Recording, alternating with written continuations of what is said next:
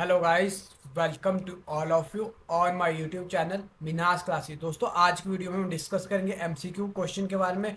और आज हम इंडियन पॉलिटी के एमसीक्यू क्वेश्चन डिस्कस करेंगे।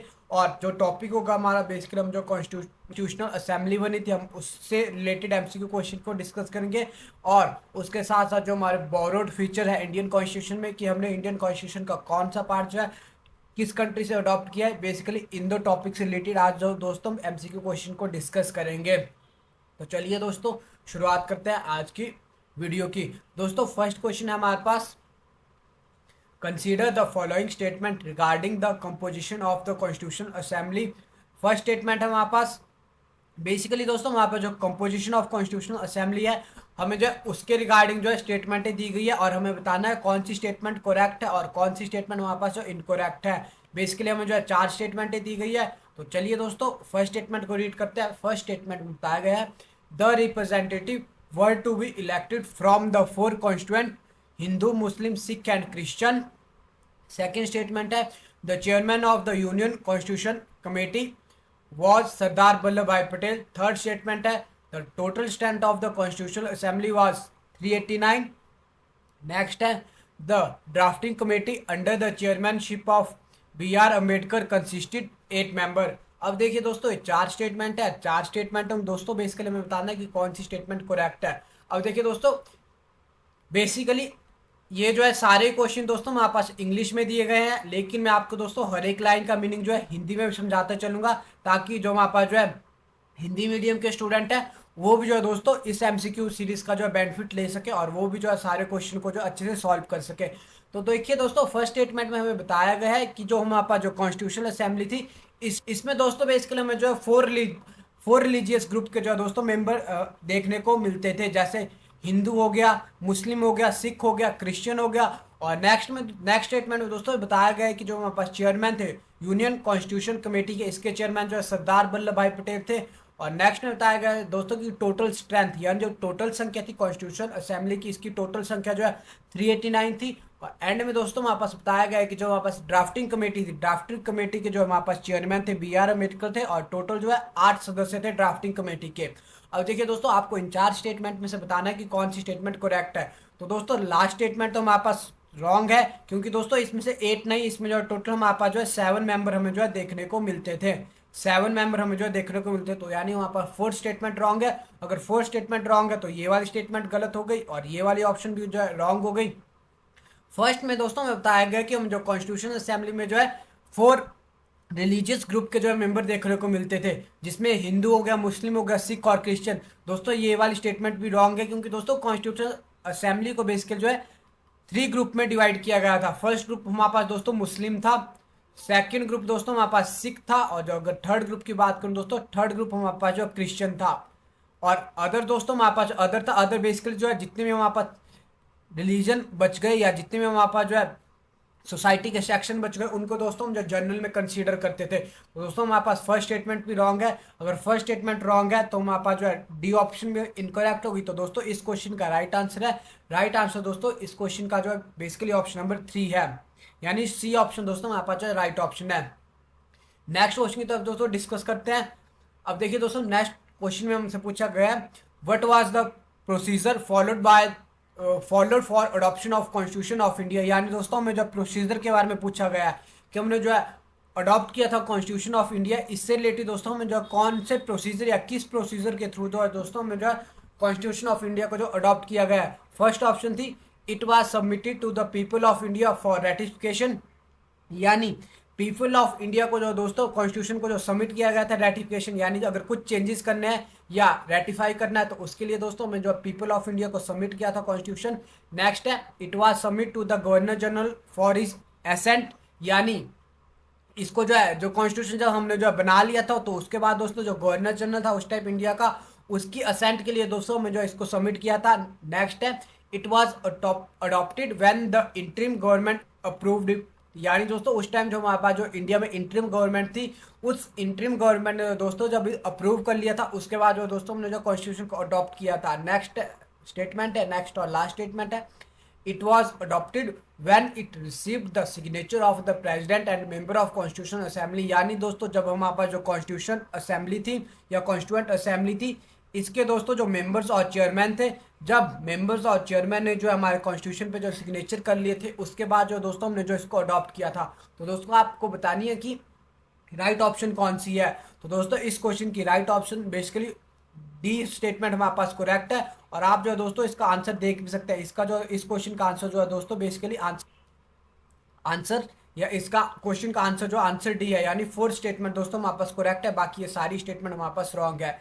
नेक्स्ट है दोस्तों, the constitution of India was framed by the constitution assembly was finally adopted and enacted on. अब देखिए दोस्तों इस वाले क्वेश्चन में आप जो थोड़े कंफ्यूज हो जाते हैं, क्योंकि दोस्तों हमारे पास डेट ऑफ अडॉप्शन यानी जिस दिन दोस्तों हमने अपने कॉन्स्टिट्यूशन को अडॉप्ट किया वो डेट जो दोस्तों कुछ और है। और देखिए दोस्तों जिस दिन अपने अपने जो कॉन्स्टिट्यूशन के जितने प्रोविजन थे उन प्रोविजन को दोस्तों हमने जो है लागू कर दिया, वो वाली डेट दोस्तों हमारे पास कुछ और है। तो देखिए दोस्तों आप ध्यान से जो क्वेश्चन को पढ़िए। इस वाले क्वेश्चन में दोस्तों बेसिकली हमें पूछा गया कि हमने जो अपने कॉन्स्टिट्यूशन को अडॉप्ट कब किया। तो दोस्तों बेसिकली हमने जो अपने कॉन्स्टिट्यूशन को अडॉप्ट जो है 26 नवंबर 1949 को कर लिया था। तो यानी ऑप्शन नंबर सी जो है करेक्ट आंसर है। वेयर दोस्तों जब हमारा जो कॉन्स्टिट्यूशन लागू हुआ है, लागू दोस्तों हमने जो है 26 जनवरी 1950 को जो है लागू किया था अपने कॉन्स्टिट्यूशन को। अब क्वेश्चन नंबर 4 डिस्कस कर लेते हैं। क्वेश्चन नंबर 4 दोस्तों मैच द फॉलोइंग क्वेश्चन है, क्योंकि दोस्तों मैंने आपको पहले बताया कि एचएस का एग्जाम हो गया या एलाइड एग्जाम हो गया और एनटी का एग्जाम हो गया। इन एग्जाम में दोस्तों बेसिकली हमें जो है मैच द फॉलोइंग क्वेश्चन हो गया या स्टेटमेंट वाइज क्वेश्चन जो है दोस्तों में ज्यादा देखने को मिलता है। तो दोस्तों हम भी अपनी फ्री एमसीक्यू सीरीज में जो है मैच द फॉलोइंग टाइप के क्वेश्चन जो है ज्यादा करेंगे।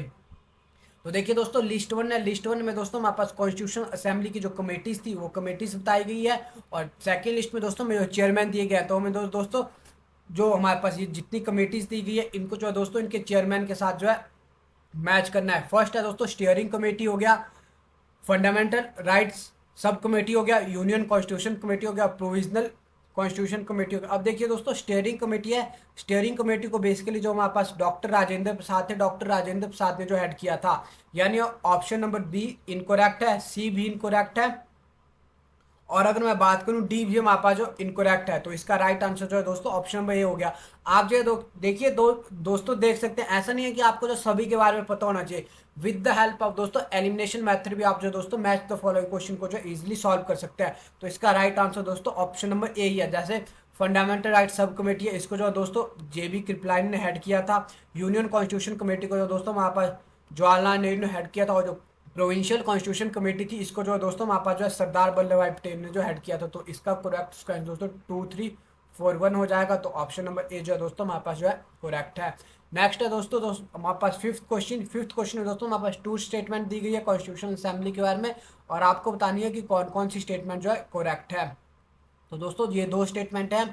Doctor Sachchidanand Sinha was elected as the provisional president of the constitutional assembly. Next statement है H C. Mukherjee was elected as the vice president of constituent assembly. यानी दोस्तों जब हमने जो प्रोविजनल प्रेसिडेंट इलेक्ट किया था तो डॉक्टर सच्चिदानंद सिन्हा को हमने जो प्रोविजनल प्रेसिडेंट, या अगर मैं आपके फर्दर एक्सप्लेन करूँ इनको जो हमने जो टेम्परेरी प्रेसिडेंट बनाया था कॉन्स्टिट्यूशन असेंबली का।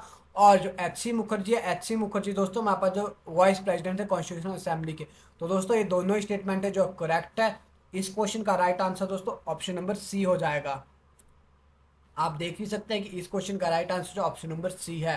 नेक्स्ट दोस्तों फिर से मैच द फॉलोइंग क्वेश्चन है, और आपको जो लिस्ट 1 है, लिस्ट 1 को लिस्ट 2 के साथ जो मैच करना है। अब लिस्ट 1 में दोस्तों बेसिकली हमारे पास जो है कुछ पॉइंट्स बताए गए हैं, और आपको बताना है कि इन कमेटीज को या जो प्रेसिडेंट थे इन में कौन प्रेसिडेंट थे। जैसे first vice president of constitutional assembly, originally the only Congress member of draft committee. यानी कांग्रेस जो हमारे पास पार्टी थी, कांग्रेस पार्टी में ऐसे कौन से हमारे पास मेंबर थे जो कि हमारे पास जो ड्राफ्ट कमेटी के मेंबर थे।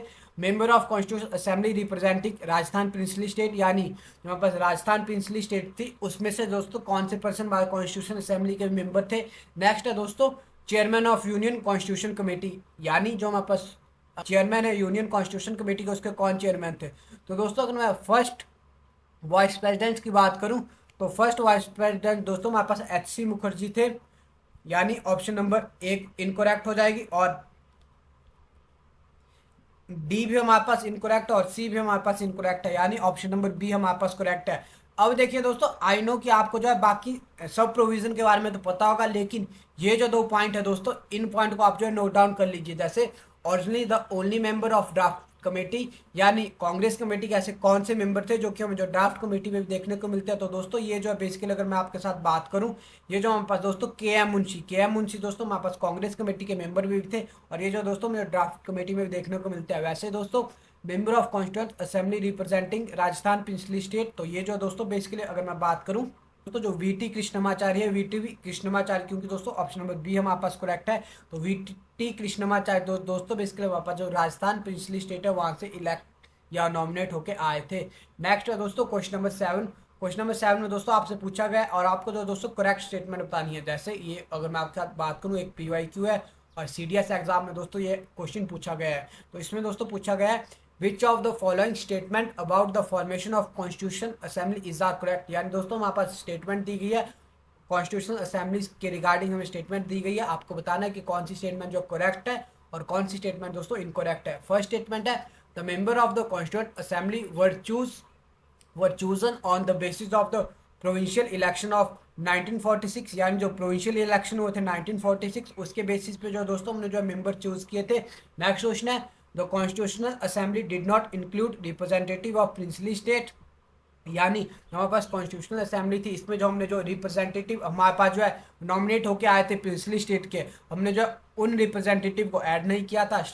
थर्ड स्टेटमेंट है the discussion with in the constitutional assembly were not influenced by opinions expressed by the public, यानी दोस्तों जो डिस्कशन होती थी कॉन्स्टिट्यूशनल असेंबली में उन डिस्कशन को दोस्तों इन्फ्लुएंस नहीं करते थे जो ओपिनियन जो हमें जो पब्लिक द्वारा बताए जाते थे, या जो पब्लिक के जो ओपिनियन होते थे वो ओपिनियन दोस्तों जो कॉन्स्टिट्यूशनल असेंबली में जो डिस्कशन होती थी उनको जो इन्फ्लुएंस नहीं करते थे। नेक्स्ट है दोस्तों in order to create a sense of collective participation submission were solicit from the public, यानी दोस्तों कलेक्टिव पार्टनरशिप के लिए हमने जो है सबमिशन को जो है सॉलिसिट कर दिया था पब्लिक से। तो दोस्तों आपको जो है राइट ऑप्शन के बारे में बताना है कि राइट ऑप्शन कौन सी है। अब देखिए दोस्तों आई नो ये क्वेश्चन जो है थोड़े से जो है डिफिकल्ट लेवल का है, और इस क्वेश्चन में दोस्तों 1 और 4 हमारे पास जो है करेक्ट स्टेटमेंट है, क्योंकि दोस्तों सेकंड स्टेटमेंट हमारे पास इनकरेक्ट है। मैंने आपको पहले ही बताया कि जो पिछली स्टेट से जो दोस्तों पर्सन वहाँ पास जो है नॉमिनेट होके आए थे या जो नॉमिनेटेड मेंबर थे उनको भी दोस्तों हमने कॉन्स्टिट्यूशन असेंबली में ऐड किया था, और जो इंडिपेंडेंस एक्ट ऑफ 1947 आया था उस एक्ट के बाद दोस्तों जो हमारे पास मेंबर्स पिछली स्टेट से आए थे इन्होंने भी दोस्तों हमारे पास कॉन्स्टिट्यूशन असेंबली को जो है ज्वाइन कर लिया था। और देखिए दोस्तों थर्ड स्टेटमेंट भी गलत है। बेसिकली दोस्तों ऐसा नहीं है कि जो पब्लिक में दोस्तों जो ओपिनियन एक्सप्रेस करती थी उन ओपिनियन की तरफ जो है कॉन्स्टिट्यूशन असेंबली ध्यान नहीं देती, ऐसा नहीं था दोस्तों। जो बेसिकली दोस्तों ड्राफ्ट बनाए जाते थे, 3 ड्राफ्ट हमारे पास जो कॉन्स्टिट्यूशन असेंबली ने जो बनाए थे, इन ड्राफ्ट को जो दोस्तों पब्लिक के सामने भी रखा जाता था, और पब्लिक जो दोस्तों अपने ओपिनियन जो है ड्राफ्ट के लिए दोस्तों जो पब्लिक अपने ओपिनियन बताती थी ड्राफ्ट के रिगार्डिंग, बेसिकली उन ओपिनियन या उन पॉइंट्स के बारे में दोस्तों कॉन्स्टिट्यूशन असेंबली में जो डिस्कस किया जाता था। तो दोस्तों जो हमारे पास राइट ऑप्शन है, राइट ऑप्शन दोस्तों हमारे पास 1 और 4 है। नेक्स्ट दोस्तों डिस्कस कर लेते हैं question number 8। Consider the following statement about the preamble of the constitution and the state which of the them are correct with the help of given codes, यानी दोस्तों में जो प्रियम्बल ऑफ कॉन्स्टिट्यूशन है, preamble of constitution के बारे में दोस्तों में जो स्टेटमेंट बताई गई है हमें बताना है कि कौन कौन सी स्टेटमेंट हमारे पास करेक्ट है। फर्स्ट स्टेटमेंट है the objective resolution proposed by the Pandit Nehru ultimately became the preamble, यानी जो ऑब्जेक्टिव रेजोल्यूशन जो हमें जो पंडित नेहरू ने जो हमें जो प्रपोज किया था या पंडित नेहरू ने जो जिसे प्रेजेंट किया था उसी को दोस्तों हमने जो प्रियम्बल के रूप में जो एक्सेप्ट किया है। नेक्स्ट है दोस्तों it is non justiciable in nature, यानी प्रियम्बल में जितने प्रोविजन हमें जो बताए हैं ये नॉन जस्टिसेबल है नेचर में। नेक्स्ट है दोस्तों it can not be amended, यानी प्रियम्बल में दोस्तों जितने प्रोविजन है या हम प्रियम्बल को जो अमेंड नहीं कर सकते हैं। नेक्स्ट है it can not override the specific provision of the constitution, यानी प्रियम्बल जो है कॉन्स्टिट्यूशन के किसी भी स्पेसिफिक प्रोविजन को जो है ओवरराइड नहीं कर सकता है। तो दोस्तों मैं जो है करेक्ट ऑप्शन बतानी है, या नीचे जो हमारे पास ऑप्शन है हमें बताना है कि कौन सी ऑप्शन जो है करेक्ट है। अब देखिए दोस्तों सेकंड ऑप्शन भी करेक्ट है, फर्स्ट भी हमारे पास करेक्ट है, यानी अगर मैं बात करूं ये वाले हमारे पास इनकरेक्ट हो जाएगी। अब देखिए दोस्तों हमें देखना है कि इन ऑप्शन में से दोस्तों हमारे पास कौन सी ऑप्शन जो है ABC में से दोस्तों हमारे पास जो कौन सी ऑप्शन जो करेक्ट है। तो दोस्तों यहाँ पे लिखा गया है it can not be amended. अब ऐसा नहीं है दोस्तों, प्रियम्बल को हमने जो एक बार अमेंड किया है और फर्दर भी दोस्तों हम जो प्रियम्बल को अमेंड कर सकते हैं। तो इस क्वेश्चन का दोस्तों राइट आंसर है, राइट आंसर जो इस क्वेश्चन का जो ऑप्शन नंबर बी हमारे पास जो है राइट ऑप्शन हो जाएगा। जैसे फर्दर मैं अगर आपके साथ बताऊं कि प्रियम्बल को हमने कब अमेंड किया था, जो 42nd अमेंडमेंट एक्ट आया था हमारे पास, अमेंडमेंट एक्ट ऑफ 1976 आया था, इसके थ्रू दोस्तों बेसिकली हमने जो प्रियम्बल को जो अमेंड कर लिया था। तो दोस्तों इस क्वेश्चन का राइट ऑप्शन जो ऑप्शन नंबर बी हो जाएगा। अब नेक्स्ट क्वेश्चन की तरफ दोस्तों मूव करते हैं। नेक्स्ट क्वेश्चन में दोस्तों हम जब बोरोड फीचर की बात करेंगे कि हमने जो अपने कॉन्स्टिट्यूशन में जो कौन सा प्रोविजन जो किस कंट्री से जो बोरो किया हुआ है। The idea of preamble has been borrowed in Indian constitution from the constitution of, यानी दोस्तों जो हमने प्रियम्बल अपने कॉन्स्टिट्यूशन में ऐड किया है या जो प्रियम्बल वाला प्रोविजन हम अपने कॉन्स्टिट्यूशन में अडॉप्ट किया है, इसको दोस्तों हमने कहाँ से जो है कौन से कॉन्स्टिट्यूशन या कौन सी कंट्री से जो लिया गया है। तो दोस्तों इसको बेसिकली हमने जो है यूएसए से लिया है। नेक्स्ट है दोस्तों, who among the following was not a member of the drafting committee of the constitution of India, यानी दोस्तों हमारे पास नीचे 4% दिए गए हैं। मुझे दोस्तों 4% में से बताना है कि कौन से दोस्तों हमारे पास जो ड्राफ्टिंग कमेटी के मेंबर नहीं थे। तो दोस्तों आप जो जैसे बी.आर. अम्बेडकर है, के.एम. मुंशी है, महात्मा गांधी और कृष्णा स्वामी अय्यर है। हमें जो है बताना है कि दोस्तों कौन से हमारे पास ड्राफ्टिंग कमेटी के मेंबर नहीं थे। तो दोस्तों हमारे पास महात्मा गांधी थे, महात्मा गांधी दोस्तों ड्राफ्टिंग कमेटी के हमारे पास मेंबर नहीं थे। तो इस क्वेश्चन का राइट आंसर जो ऑप्शन नंबर सी हो जाएगा। इवन दोस्तों महात्मा गांधी ड्राफ्टिंग कमेटी के मेंबर तो थे ही नहीं, बल्कि हमारे पास कॉन्स्टिट्यूशनल असेंबली के भी मेंबर हमारे पास जो है महात्मा गांधी नहीं थे। नेक्स्ट है दोस्तों, विच of the following is not a feature of Indian constitution, यानी दोस्तों हमें बताना है कि इनमें से जो कौन सा प्रोविजन है ये जो हमारे पास जो फीचर्स है इंडियन कॉन्स्टिट्यूशन का फीचर नहीं है। रिटर्न कॉन्स्टिट्यूशन हो गया, फेडरलिज्म हो गया, सॉवरेनिटी ऑफ पार्लियामेंट हो गया और जुडिशियल रिव्यू हो गया। तो दोस्तों रिटर्न कॉन्स्टिट्यूशन तो हमें जो है देखने को मिलता है, फेडरलिज्म भी है दोस्तों। बेसिकली हमने जो है सब्जेक्ट है, सब्जेक्ट को हमने जो है दोस्तों सेंट्रल लिस्ट हो गया और स्टेट लिस्ट में डिवाइड किया गया है। जुडिशियल रिव्यू भी दोस्तों हमें देखने को मिलता है। लेकिन दोस्तों हमें सॉवरेनिटी ऑफ पार्लियामेंट नहीं है दोस्तों इंडिया में। इंडिया में जो है सॉवरेनिटी ऑफ द कॉन्स्टिट्यूशन हमें जो है देखने को मिलती है। तो इस क्वेश्चन का दोस्तों राइट आंसर जो है ऑप्शन नंबर जो है सी हो जाएगा। ये प्रोविजन जो है दोस्तों हमें इंडियन कॉन्स्टिट्यूशन में देखने को नहीं मिलता है। नेक्स्ट है दोस्तों, the idea of the concurrent list in the Indian constitution has been borrowed from, यानी जो कॉन्करेंट लिस्ट है। अब देखिए दोस्तों कॉन्करेंट लिस्ट को हिंदी में जो है समवर्ती सूची कहा जाता है, यानी जो समवर्ती सूची का आइडिया है, समवर्ती सूची का आइडिया दोस्तों हमने जो है कहाँ से जो है अडॉप्ट किया है। तो ये जो दोस्तों बेसिकली हमने जो है ऑस्ट्रेलिया से जो है अडॉप्ट किया है। नेक्स्ट क्वेश्चन है दोस्तों, नेक्स्ट क्वेश्चन दोस्तों मैच द फॉलोइंग की हमें जो बताना है कि कौन सा बोरोड फीचर हमने दोस्तों किस कंट्री से जो अडॉप्ट किया है। यूके है दोस्तों, यूके से जो हमने बाइकैमरल पार्लियामेंट को अडॉप्ट किया है। यूएसएसआर से दोस्तों independence of judicial and judicial review. Australia है 5 ईयर प्लान है। यूएसए से लैंग्वेज ऑफ प्रियम्बल है। जापान से दोस्तों law on which the supreme court function. अब देखिए दोस्तों ये क्वेश्चन थोड़ा सा डिफिकल्ट लेवल का क्वेश्चन है, आई होप आप जो इस क्वेश्चन को भी सॉल्व कर पाएंगे। अब देखिए दोस्तों फर्स्ट प्रोविजन के बारे में तो दोस्तों हमें पता है कि फर्स्ट प्रोविजन दोस्तों मुझे बाइकैमरल पार्लियामेंट है, ये जो है दोस्तों हमने यूके से अडॉप्ट किया है। तो यानी दोस्तों हमारा जो है डी ऑप्शन जो है इनकरेक्ट हो जाएगी। अब देखिए दोस्तों सेकंड है independence of judiciary and judicial review. ये जो है दोस्तों बेसिकली में जो है यूएसए से अडॉप्ट किया है। तो दोस्तों हमारे पास जो है सेकंड ऑप्शन भी इनकरेक्ट हो जाएगी। अब देखिए दोस्तों थर्ड है दोस्तों हमारे पास 5 ईयर प्लान। अगर मैं दोस्तों 5 ईयर प्लान की बात करूं, 5 ईयर प्लान दोस्तों बेसिकली जो है यूएसएसआर में जो फॉलो किए जाते थे, या जो हमारे पास सोशलिस्ट टाइप ऑफ इकोनॉमी है, सोशलिस्ट टाइप ऑफ इकोनॉमी है दोस्तों हम जो 5 ईयर प्लान को जो फॉलो करते हैं। तो दोस्तों हमारे पास जो सेकंड ऑप्शन भी इनकरेक्ट हो जाएगी। अगर सेकंड ऑप्शन इनकरेक्ट है तो ये वाली स्टेटमेंट तो पहले ही रॉन्ग है। अब देखिए दोस्तों 5 ईयर प्लान जो बेसिकली हम जो है यूएसएसआर से अडॉप्ट किए हैं। तो हमारे पास जो थर्ड ऑप्शन है, थर्ड ऑप्शन भी इनकरेक्ट है, यानी जो ए भी हमारे पास इनकरेक्ट हो जाएगा। तो इसका जो राइट आंसर है, इसका राइट आंसर जो ऑप्शन नंबर सी हो जाएगा। मैं एक बार जो इरेज कर देता ताकि आपको अच्छे दिख जाए। तो इसका राइट आंसर जो ऑप्शन नंबर सी हो जाएगा। अब देखिए दोस्तों कुछ ऐसे प्रोविजन है जो कि मैंने जब हमने टॉपिक किया था borrowed feature of Indian constitution, वहाँ पे दोस्तों मैंने आपको एक्सप्लेन नहीं किए थे, इसलिए दोस्तों मैंने आपको जो है यहाँ पे जो प्रोविजन मेंशन कर दिए, आप जो इन प्रोविजन को भी नोट डाउन कर दिए। जैसे यूएसएसआर से दोस्तों हमने जो है फंडामेंटल ड्यूटीज को तो अडॉप्ट किया था। 5 ईयर प्लान भी दोस्तों हमने जो है यूएसएसआर से अडॉप्ट किया है। वैसे दोस्तों ऑस्ट्रेलिया से नो डाउट हमने जो कॉन्करेंट लिस्ट है या समवर्ती सूची है इसको अडॉप्ट किया था। लेकिन जो हमारे पास लैंग्वेज है प्रियम्बल की लैंग्वेज को भी दोस्तों हमने जो ऑस्ट्रेलिया से अडॉप्ट किया है। बाकी दोस्तों ये वाला प्रोविजन तो हमारे पास सेम ही है। अब देखिए दोस्तों क्वेश्चन नंबर 13 है। टोटल दोस्तों हमने जो है 20 क्वेश्चन जो हमने जो है डिस्कस करना है। अभी हम जो क्वेश्चन नंबर 13 पे ही पहुंचे हैं, इसलिए थोड़े हम जो दोस्तों जल्दी जल्दी जो क्वेश्चन को जो है डिस्कस करेंगे। लिस्ट 1 है और लिस्ट 2 दी गई है। हमें जो है मैच द फॉलोइंग करना है। जैसे इमरजेंसी प्रोविजन हो गया, इमरजेंसी प्रोविजन में जो है जर्मनी से अडॉप्ट किया। फंडामेंटल राइट्स दोस्तों हमने जो है यूएसए से अडॉप्ट किया है। वैसे पार्लियामेंट्री सिस्टम हम जो यूनाइटेड किंगडम से अडॉप्ट किया। डीपीएसपी हो गए दोस्तों, डीपीएसपी हमने जो आयरलैंड से जो अडॉप्ट किया है। तो इस क्वेश्चन में जो दोस्तों राइट सीक्वेंस बन जाएगी हमारे पास ए का मैच दोस्तों हम जो है 4 के साथ देखने को मिला है। तो बी इनकरेक्ट हो गया, सी इनकरेक्ट हो गया। और फंडामेंटल राइट्स दोस्तों हमने यूएसए से अडॉप्ट किया। तो इस क्वेश्चन का राइट आंसर जो ऑप्शन नंबर सी हो जाएगा। आप देख सकते हैं इस क्वेश्चन का राइट आंसर जो ऑप्शन नंबर सी है। देखिए दोस्तों जब आप इस वीडियो को देखते हैं तो दोस्तों आप जो क्वेश्चन पढ़ने के बाद जो दोस्तों वीडियो को पॉज कर लीजिए करिए, और फिर जो दोस्तों आप जो अपने आप इस क्वेश्चन को जो सॉल्व करने की जो प्रैक्टिस कीजिए, तभी दोस्तों आप जो अपने नॉलेज को जो चेक कर पाएंगे। नेक्स्ट क्वेश्चन दोस्तों मैच द फॉलोइंग क्वेश्चन, हमें बताना है कि हमने जो है कौन सा प्रोविजन जो है किस कंट्री से अडॉप्ट किया। जैसे India as a union of state with greater power to the union, यानी जो इंडिया में हमें जो यूनियन देखने को मिलती है उसमें जो है दोस्तों ग्रेटर पावर हमारे पास जो यूनियन के पास है या सेंट्रल गवर्नमेंट के पास जो दोस्तों में ज़्यादा पावर देखने को मिलती है। ये वाला प्रोविजन दोस्तों में कौन सी कंट्री से अडॉप्ट किया है।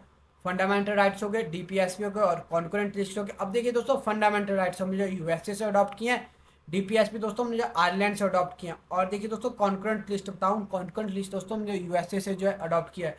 तो दोस्तों बी का जो है दोस्तों सेकंड हो जाएगा, और सी का दोस्तों हमारे पास थर्ड हो जाएगा, और डी का फोर्थ हो जाएगा। तो 2, 3, 4 दोस्तों में यहाँ देखने को मिला। तो इस तो क्वेश्चन का दोस्तों राइट आंसर एक्चुअली यही जो है दोस्तों इसकी करेक्ट सीक्वेंस है जिस सीक्वेंस में लिखे गए हैं जो कंट्रीज हैं। तो इसका राइट ऑप्शन जो ऑप्शन नंबर ए हो जाएगा।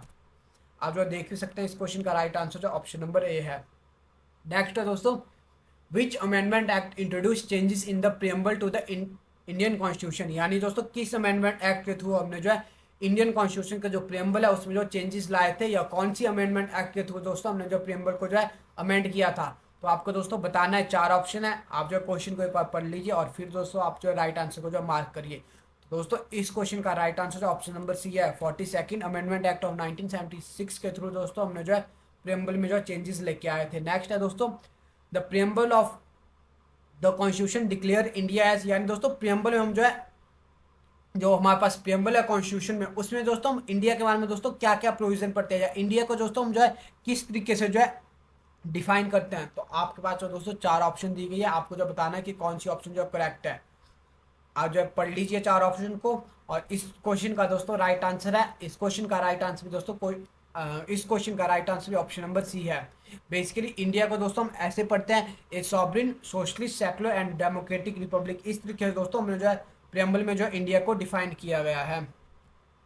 नेक्स्ट है दोस्तों the preamble of Indian constitution adopted on 26 November 1949 did not include the term, यानी दोस्तों जब हमने अपने प्रियम्बल को जो अडॉप्ट किया था उस टाइम दोस्तों इन 4 टर्म में से दोस्तों कौन सी टर्म हमारे जो प्रियम्बल में जो मेंशन नहीं थी। फर्स्ट है दोस्तों सोशलिस्ट हो गया, सेक्युलर हो गया, इंटीग्रिटी हो गया और रिपब्लिक हो गया। तो दोस्तों आपको बताना है, या दोस्तों इस क्वेश्चन को एग्जामिनर इस तरीके से पूछ सकता है कि जो 42nd अमेंडमेंट एक्ट हमारे पास आई थी, 42nd अमेंडमेंट एक्ट के थ्रू दोस्तों हमने कौन कौन से प्रोविजन या कौन कौन सी टर्म जो अपने प्रियम्बल में जो ऐड की थी। तो दोस्तों जैसे सेक्युलर वर्ड हो गया, ये वर्ड दोस्तों हमने जो है 42nd अमेंडमेंट एक्ट के थ्रू ऐड किया था। सोशलिस्ट वर्ड हो गया, और जो इंटीग्रेटिव वर्ड हो गया, इंटीग्रेटिव वर्ड भी दोस्तों ये 3 वर्ड हमने जो 42nd अमेंडमेंट एक्ट के थ्रू जो ऐड किए थे। तो यानी फर्स्ट, सेकंड, थर्ड ये तीनों प्रोविजन दोस्तों हमें जो है जब हमने कॉन्स्टिट्यूशन अडॉप्ट किया था उस टाइम दोस्तों ये तीनों प्रोविजन हमें देखने को नहीं मिलते थे। वेयरएज रिपब्लिक दोस्तों, रिपब्लिक हमारे प्रियम्बल में जो पहले से ही मेंशन था। तो इस क्वेश्चन का राइट आंसर दोस्तों ऑप्शन नंबर ए हो जाएगा। नेक्स्ट है दोस्तों which one of the following objective is not embodied in the preamble of the constitution. Basically दोस्तों ये जो यूपीएससी एग्जाम होता है, यूपीएससी एग्जाम का जो प्रीलिम्स था 2017 उस वाले एग्जाम में दोस्तों ये क्वेश्चन पूछा गया था, यानी कौन सा हमारे पास ऑब्जेक्टिव है जो कि हमारे पास प्रियम्बल ऑफ कॉन्स्टिट्यूशन में जो हमने जो है जिसको ऐड नहीं किया है। लिबर्टी ऑफ थॉट हो गया, इकोनॉमिक लिबर्टी हो गया, लिबर्टी ऑफ एक्सप्रेशन और लिबर्टी ऑफ बिलीव है। तो दोस्तों आप जो इस क्वेश्चन को ध्यान से पढ़िए और आप जो इस क्वेश्चन का जो आंसर जो है मार्क करिए। तो दोस्तों बेसिकली दोस्तों हमने जो लिबर्टी ऑफ थॉट भी हमने जो है लिबर्टी ऑफ थॉट के बारे में दोस्तों मुझे एक्सप्लेन करता है preamble, liberty of expression of liberty of believe, ये तीनों ही लिबर्टी जो है दोस्तों हमने प्रियम्बल में जो ऐड किए हैं। लेकिन दोस्तों हमने इकोनॉमिक लिबर्टी जो है अपने प्रियम्बल में जो ऐड नहीं किया, या इकोनॉमिक लिबर्टी के बारे में दोस्तों प्रियम्बल में जो कोई मेंशन नहीं है। तो इस क्वेश्चन का राइट आंसर जो है ऑप्शन नंबर बी हो जाएगा। नेक्स्ट है दोस्तों question number 19, the preamble to the constitution of India is. अब ये भी दोस्तों यूपीएससी के प्रीलिम्स का एग्जाम था 2020, उसमें पूछा गया था। बेसिकली दोस्तों इस एमसीक्यू सीरीज में दोस्तों यूपीएससी के क्वेश्चन जो है इसलिए ऐड किए जा रहे हैं क्योंकि दोस्तों मैक्सिमम टाइम हमने ये ऑब्जर्व किया है कि जो हमारा कमीशन है, कमीशन जो है दोस्तों यूपीएससी के क्वेश्चन को जो है कई बार एज इट कॉपी कर लेता है। और अगर दोस्तों आप जो यूपीएससी के प्रीलिम्स के क्वेश्चन जो दोस्तों सॉल्व कर पा रहे हैं तो दोस्तों आपका ये टॉपिक जो बहुत स्ट्रांग हो गया है। इसीलिए दोस्तों यूपीएससी के क्वेश्चन, यूपीएससी प्रीलिम्स के क्वेश्चन जो है दोस्तों इसीलिए ऐड किए जा रहे हैं। तो दोस्तों आपको बताना है the preamble to the constitution of India is. और देखिए दोस्तों प्रियम्बल के बारे में इस क्वेश्चन में जो 4 स्टेटमेंटें दी गई हैं, आपको बताना है कि कौन सी स्टेटमेंट दी गई है। ए स्टेटमेंट में बताया गया a part of the constitution but has no legal right. Next है not a part of the constitution and has no legal effect either. Next है दोस्तों a part of the constitution as has the same legal effect as an any other part. Next है दोस्तों a part of the constitution but has no legal effect independently of other parts. अब देखिए दोस्तों ये 4 statement है, आपको बताना है कि इन क्वेश्चन में जो है राइट ऑप्शन जो है कौन सी है जो कि प्रियम्बल को जो है अच्छे से जो है एक्सप्लेन करती है या प्रियम्बल को जो है करेक्टली एक्सप्लेन करती है। तो दोस्तों जो इस क्वेश्चन में अगर मैं बात करूं, ऑप्शन नंबर डी दोस्तों हमारे पास जो करेक्ट स्टेटमेंट है, बाकी तीनों स्टेटमेंट जो दोस्तों इनकरेक्ट है। अब फोर्थ स्टेटमेंट क्या है, a part of the constitution but has no legal effect independently of other parts, ये जो दोस्तों हमारे पास जो करेक्ट स्टेटमेंट है। तो दोस्तों ये हमारे जो 20 क्वेश्चन थे दोस्तों आज के क्वेश्चन, आज की वीडियो के जो 20 क्वेश्चन थे, आज की वीडियो दोस्तों यही एंड होती है। आई होप दोस्तों आपको आज की वीडियो अच्छी लगी होगी। अगर दोस्तों आपको आज की वीडियो का जो पीडीएफ चाहिए तो मैं जो अपने व्हाट्सएप ग्रुप में जो दोस्तों आज की वीडियो का जो पीडीएफ अपलोड कर दूंगा, आप जो दोस्तों वहां से इस पीडीएफ को डाउनलोड करिए और देखिए दोस्तों जब आपको नेक्स्ट टाइम ये क्वेश्चन सॉल्व करने होंगे तो दोस्तों with the help of this PDF आप जो है इस नेक्स्ट टाइम भी इन क्वेश्चन को जो सॉल्व कर सकते हैं। That's all guys. I hope आपको आज के क्वेश्चन जो है अच्छे लगे होंगे और with the help of these question दोस्तों आप जो अपनी प्रैक्टिस को जो है और स्ट्रॉन्ग कर सकते हैं। थैंक यू गाइज, मिलते हैं बहुत ही जल्द एक नेक्स्ट वीडियो के साथ। Thank you.